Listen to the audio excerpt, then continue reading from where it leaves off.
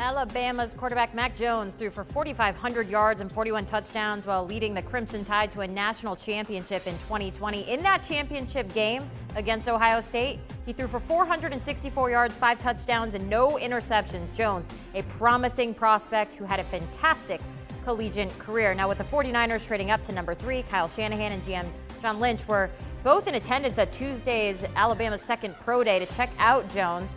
Now, it's widely expected that Trevor Lawrence will go first overall to the Jags and Zach Wilson second to the Jets. The next quarterback taken, well, that in itself is a mystery, but Jones may not have helped his stock with his pro day work out on Tuesday. We have Ohio State's Justin Fields high on the list, Trey Lance from North Dakota State a favorite heading into the draft, and a man who knows a thing or two about the quarterback role. Let's welcome in our Aaron Murray. So, Aaron, we're going to break down the quarterback draft class. We're going to start with the player who's expected to go first overall, Trevor Lawrence. Is it safe to say that the Clemson quarterback is headed to Jacksonville with the number 1 pick? Yeah, I think it's a for sure thing right now when you look at his body of work. And shoot, I remember I met him. He was getting an award here in Atlanta as a senior in high school. And we were all in the same room. I went up to him and introduced myself, and I felt like a little kid. I mean, he is legitimately 6'6", big kid, great arm. I think at times the accuracy is a little bit of a concern throughout his career, but he's played in big games. He's executed extremely well. The arm strength is tremendous. And as we kind of saw throughout his entire career, he has the speed as well. So when things break down, he has the ability to, one, get outside the pocket, extend plays, throw in the one, and then get those first downs, get those touchdowns with his legs. So all in all, he is the perfect quarterback. If you had to draw it up, Andrew Luck was one of those back in the past that you love as well. But right now, the height, the size, the strength, the accuracy, like I said, needs a little bit of work, but that's going to get better and better with a great pro system. But right now, Jags are going to get themselves a quarterback that's going to play a long, long time in the NFL and a ton of Pro Bowls as well. And many are saying that Lawrence is regarded as the safest bet at quarterback since Andrew Luck came out of Stanford back in 2012. So we're all expecting him get called number 1. Up next, we got Zach Wilson out of BYU. In 11 games this year, he had over 3,200 passing yards, completed over 73% of his throws, and had 30 touchdowns with 3 picks. He also ran for 8 scores. Some question the level of competition that he was playing against. Is that an issue for you at all? Not really. I mean, you can tell by just watching him play. This kid is an absolute stud. I know the comparison to Aaron Rodgers has been thrown out there a lot, and it's true. It's the arm angles, it's the excitement, it's the ability to create inside and outside the pocket, and the quick release too. When you look at his hands, it's almost like a shortstop. And a lot of times nowadays, and it's this RPO world, the run pass option, you need to be able to get the ball out of your hands extremely fast. And you see right there too, feeling the pressure in his face, get the ball out now, extremely strong arm, very accurate down the field. So yes, would you have loved to see him play an SEC schedule? Of course, but the body of work is there, the competitiveness is there. Like I said, the quick release, the ability to move it in and outside the pocket. I think this kid has potential through the roof. Really excited about him. Like I said, there's a comparison. It's Aaron Rodgers because of that quick release. Not a bad comparison there. We're going to move along to Justin Fields now. Eye-popping numbers at Ohio State. On the flip side of Wilson, he was surrounded by so much talent. How does his playing style translate to the NFL?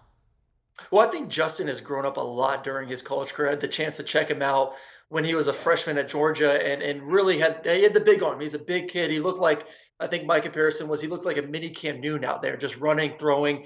And he just didn't know how to use some pace and touch on the football. I think he matured during his time at Ohio State, understanding when and when not he had to use that big rocket arm, really became more accurate with the passes. And obviously, as we see, fast kid, ran a 4.4 at his pro day, has the ability to extend the play. Obviously, the knock on him is getting through his reads a little bit faster. I'm not too worried about that. I saw plenty of games where he got through 1, 2, 3, found his check down.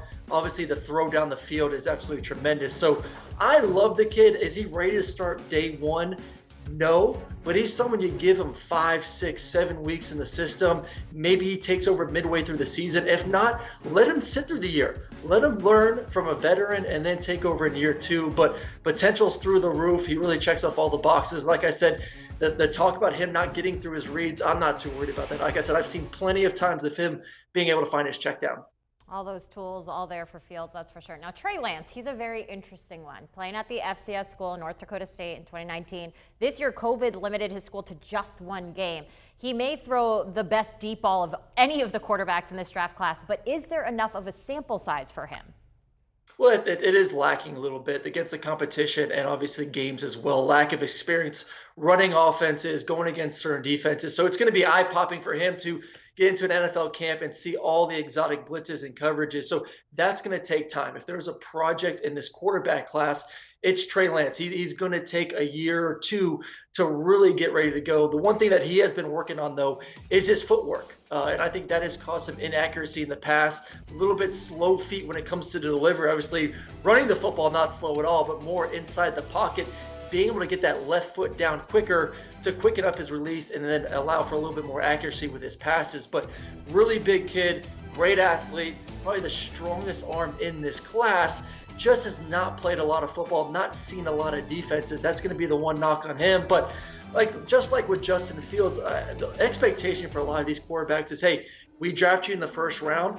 We want you to play day one. And that should not be the case. That's something that drives me crazy with a lot of these young quarterbacks. They have not played enough. They're not ready both physically and mentally to take that next step. There's nothing wrong with drafting a kid in the top 10 or even the top 5, letting him sit, letting him learn, and then let's see mid-year or year 2 what he can do once you give him the reins of the offense. Yeah, people these days, they just want fast results. That's what everyone's expectation is. Throw him in the NFL, see what happens. All right, last but not least, Mack Jones. He's put up some video game numbers. His greatest strength, his accuracy, his deep ball, the ability to work at all 3 levels. Some questions about how he looked at his pro day, though. What do you see in a player like Jones? Well, he's a finished product. When we talk about Trey Lance and Justin Fields and some of these other guys, you're like, okay, the potential is through the roof, high ceiling. Let me get him. And that's what all coaches and GMs want. Just give me an athlete, give me someone that I can take and mold, and I'll turn him into an all-pro. I'll turn him into one of the best quarterbacks in the NFL. With Mack, it's a finished product, and that's what you usually get with a lot of these Alabama players is they're in a great system. They're coached by the best coach of all time. They're ready to go right now, and there's nothing wrong with that. I mean, what you see him right now at Alabama is what you're going to get in the NFL. A kid that's great in the pocket, a kid that's very accurate down the football field. If I didn't compare him to anyone, this kind of hit me, I think, early in the season. He looks like Tony Romo. He has this sixth sense in the pocket of kind of feeling pressure when a guard or tackle loses leverage on a defensive player, can move, settle his feet, and then throw the ball accurately down the field. I absolutely love him. I think he's ready to go right now. He just doesn't have the potential. He doesn't have the speed of some of these other guys. And right now, you don't have to run a 4.4 to be an NFL quarterback. It's just coaches kind of lean more to those guys. So I see him as more of a mid-round first, and it could see him kind of drop into the early 20th. Aaron, thank you so much for your insight. The first official appearance here on HQ. We're looking forward to chatting with you much more as we get ready for this NFL draft. Want a sports network that delivers everything that matters about the game? The highlights, the picks, the instant analysis. No yelling, no fake debates, no politics. Hit the subscribe button and never miss a moment.